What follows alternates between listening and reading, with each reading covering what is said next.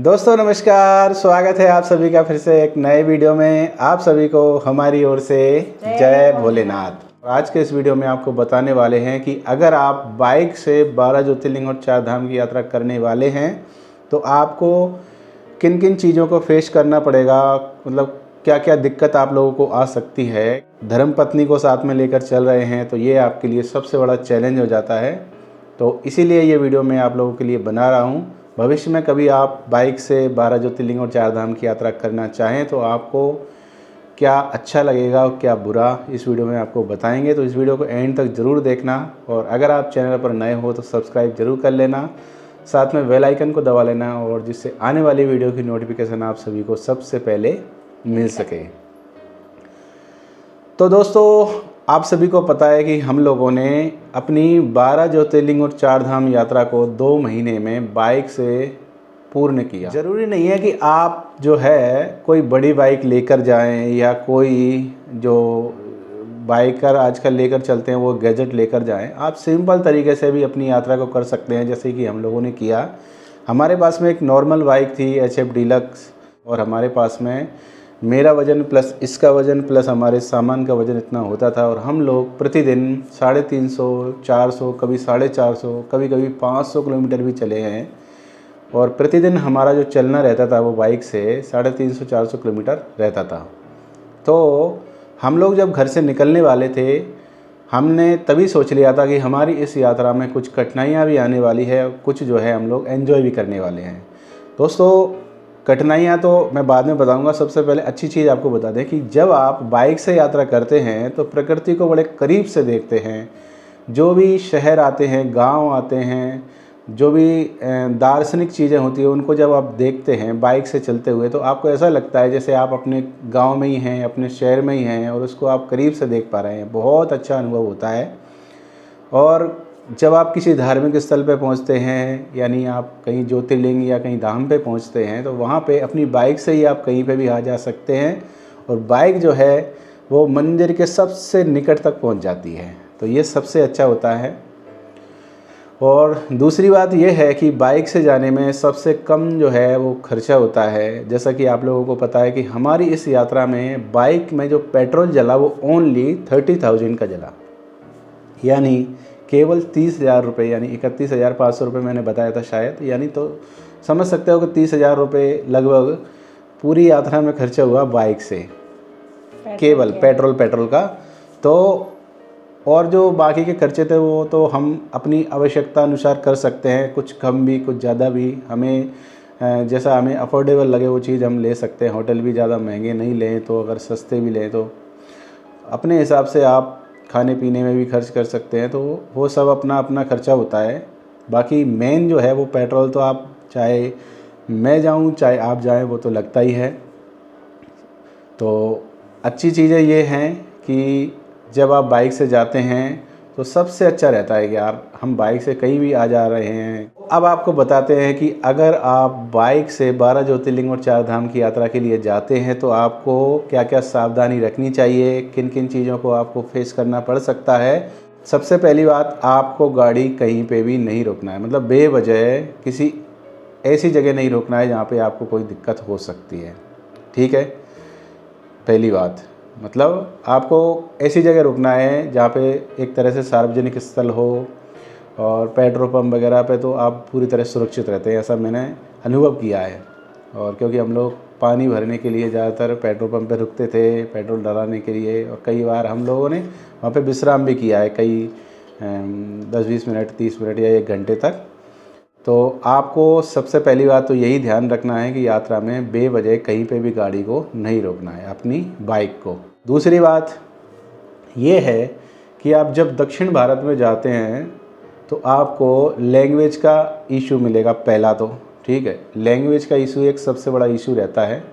और दूसरी बात, इसके लिए अगर आप मतलब अपने मोबाइल में, अपने फ़ोन में जो ट्रांसलेटर ऐप है उसका भी इस्तेमाल कर सकते हैं। वहाँ पे जैसे तेलुगु भाषा बोली जाती है, तमिल भाषा बोली जाती है, तो उसके लिए आप ट्रांसलेट में हिंदी कर सकते हो। और तीसरी बात यह है कि आपको खाने का प्रॉब्लम रहेगा, ख़ास तौर पे दक्षिण भारत में, क्योंकि उधर जो है वो नॉनवेज ज़्यादा मिलता है। ज़्यादातर, मतलब वैसे तो नॉनवेज हर जगह ही मिलता है, लेकिन जो अधिक मात्रा में मिलेगा आपको वेज तो बिल्कुल भी नहीं मिलेगा, ना के बराबर रहेगा। बाकी आप यात्रा में जब चलें तो जो हाईवे रहते हैं ना, वहाँ पे राजस्थानी होटल करके मिल जाएंगे, और राजस्थानी ढाबा या राजस्थानी होटल, वो आपको पूरी तरह से शुद्ध शाकाहारी देते हैं। और इस चीज़ का हम लोगों को अनुभव बाद में हुआ था, कुछ समय चल के, यानी कुछ टाइम भूखे रहने के बाद। मतलब हम लोग दक्षिण भारत में बहुत ज़्यादा भूखे भी रहे हैं। तो ये 3 चीज़ हो चुकी हैं।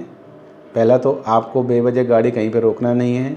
दूसरा लैंग्वेज का इशू, क्योंकि आप कार से जाएंगे तो आपको ज़्यादा रुकना भी नहीं रहेगा, आपको लैंग्वेज से कोई मतलब नहीं। खाने पीने की चीज़ें तो हम इशारे से बता सकते हैं, लेकिन बाइक से जाने में लैंग्वेज इशू रहता है। तीसरा जो है वो रहेगा, कौन सा बताया मैंने, खाने का। तो आप अपने घर से कुछ ऐसी चीज़ें साथ में लेकर चलें कि वो ज़्यादा टाइम तक अपने साथ रहे। जैसे कि हम लोग तो मटरी वगैरह, कुछ बिस्किट और नमकीन वगैरह ये लेके चले थे। हालांकि ये चीज़ें तो वहाँ पे भी मिल सकती है आपको। तो ये 3 चीज़ हो चुकी हैं। और चौथा ये है कि अगर बाई चांस किसी व्यक्ति से आप वार्तालाप कर रहे हैं, मतलब बाहर में, और आप जो है आपकी विचारधारा अलग है, उसकी विचारधारा अलग है, और कहीं आप बातों में उलझ करके ऐसा ना हो कि उससे लड़ने लग जाएं, क्योंकि ज़्यादातर उनका एक तरह से स्कैम रहता है। ये आपको आपके साथ में जो सही बात होगी ना, उसको भी वो गलत करेंगे, और आपसे ये चाहेंगे ये कैसे भी करके हमसे झगड़ा करे। तो आपको इस चीज़ का बिल्कुल ध्यान रखना है कि आप किसी से बहस ना करें, क्योंकि अपन यात्रा करने आए तो हमें यात्रा से ही मतलब रखना है, ठीक है। और 5वीं बात, सबसे इम्पोर्टेंट बात यह है कि जब आप बाइक से सफ़र कर रहे हैं तो रात में गाड़ी को बिल्कुल भी ना चलाएं। रात में अगर किसी से आपने पूछ लिया तो उसको तो पता चल ही जाएगा कि आप जो है वो अनजान है, कहीं पे रहने के लिए कुछ ढूंढ रहे हैं। तो ये हमारे साथ में 2-3 बार हो चुका था। ख़ास तौर पे जब हम लोग रामेश्वरम के लिए नीचे जा रहे थे, तमिलनाडु में थे हम लोग, वहाँ पे हमें रात हो चुकी थी। और रात तो हमें 2-3 जगह और हो चुकी थी, लेकिन सबसे ज़्यादा वहाँ पे डर भी लगने लगा था, क्योंकि ज़्यादा रात हो चुकी थी। और फिर हम लोगों ने एक पेट्रोल पंप पे फाइनली जाके पूछा, उन्होंने बता दिया कि अब आगे आपको 8-9 किलोमीटर के बाद में कुछ मिल जाएगा शहर। तो उस शहर के बारे में हमें बताया, तो हम लोग फिर वहाँ पे पहुँच गए थे। तो शहर का नाम ही ऐसा होता है जो लेना ही नहीं आता नाम। पुडुकुट्टा ही था, तो है ना, पुडुकुट्टा ही था वो। नाम। और एक और बात ये है कि आप किसी पर भी विश्वास ना करें। यात्रा के दौरान आपसे कोई कितना भी ज़्यादा अच्छा बोले, कितना भी ऐसा लगे कि भैया ये पूरी तरह आप में घुल मिल चुका है, तो आप उस पर ट्रस्ट कर लें, ऐसा बिल्कुल भी ना करें। हालांकि जो आपसे प्रेम से बोले या आपसे घुल मिल जाए तो आप प्रति उत्तर में उससे अच्छे बने रहें, लेकिन पूर्णतः उस पर विश्वास बिल्कुल भी ना करें। मतलब परदेश में कह सकते हैं कि किसी पे विश्वास नहीं किया जा सकता, क्योंकि पता नहीं है कि उसकी मंशा जो है वो क्या है, क्या पता आप लोगों को वो गुमराह कर रहा हो। तो ये चीज़ें हैं मेन इम्पोर्टेंट। और सबसे ज़्यादा गौर करने वाली तो 2 चीज़ें ही ज़्यादा हैं। एक तो गाड़ी बेवजह कहीं पर रोकना नहीं है आपको, आपकी जो बाइक है वो रोकना नहीं है बेवजह, ठीक है, ये बहुत बड़ी बात है ये। रात में भी नहीं, और रात में तो बिल्कुल चलाना ही नहीं है, बिल्कुल अवॉइड करो। जैसे ही शाम होने वाली है उससे पहले आप किसी शहर में देख लो कि भैया ये शहर आने वाला है, तो चाहे 1 घंटे पहले रुक जाओ, लेकिन बाइक रात में बिल्कुल भी ड्राइव ना करें। तो आज के इस वीडियो में मैंने आपको जो बताया है उसको आपको बिल्कुल ध्यान रखना है। और मैं अभी कमेंट पढ़ रहा था पुराने वाले, क्योंकि मैंने यात्रा में जितने भी कमेंट आए हैं उनका एक का भी रिप्लाई नहीं किया था। तो आज से स्टार्ट किया है पुराने वीडियोस पे कमेंट करना, उनका रिप्लाई देना। तो अभी मैं देख रहा था, तभी मुझे याद आया कि यार मैंने तो वो वीडियो बनाया ही नहीं किसी के लिए जो बनाने वाले थे कि यात्रा में क्या सावधानी रखनी चाहिए या क्या नहीं। तो इसीलिए आप लोगों के लिए ये वीडियो शूट किया है। और अब अगला वीडियो जो मैं बनाऊँगा वो ये बनाऊँगा कि हम लोग जो 12 ज्योतिर्लिंग और 4 धाम पे गए, उनमें से हमें सबसे ज़्यादा अच्छा कहाँ लगा, सबसे बेकार कहाँ लगा। बेकार तो खैर कहीं पे भी नहीं लगा, लेकिन हर जगह कुछ ना कुछ यादें रहती हैं। तो हर एक स्थान के बारे में आप लोगों को बताएंगे बारी बारी से कि इस जगह पे हमें कैसा अनुभव हुआ, आपको वहाँ पे क्या सावधानी रखनी चाहिए। तो अभी मैंने धार्मिक स्थल के बारे में आपको कुछ भी नहीं बताया है, तो आप लोगों को एक एक करके वीडियो में बताएंगे, क्योंकि कुछ जगह हमको बहुत ज़्यादा बेकार लगा वहाँ की व्यवस्था देख के। और हमें अगर पहले से पता होता तो हम उसी हिसाब से अपने अरेंजमेंट करते तो आप लोगों को बताएंगे, जिससे कि आप लोगों को भी फ़ायदा हो। तो आज के इस वीडियो में इतना ही। जो कुछ भी छूट गया हो या फिर मुझे बाद में याद आया तो मैं आपको बाद में ज़रूर बताऊंगा। और अगर आप लोगों के माइंड में कुछ भी है तो वो कमेंट ज़रूर करें, मैं उसका रिप्लाई करूंगा। तो मिलते हैं आपसे अगले वीडियो में, तब तक के लिए जय भोलेनाथ।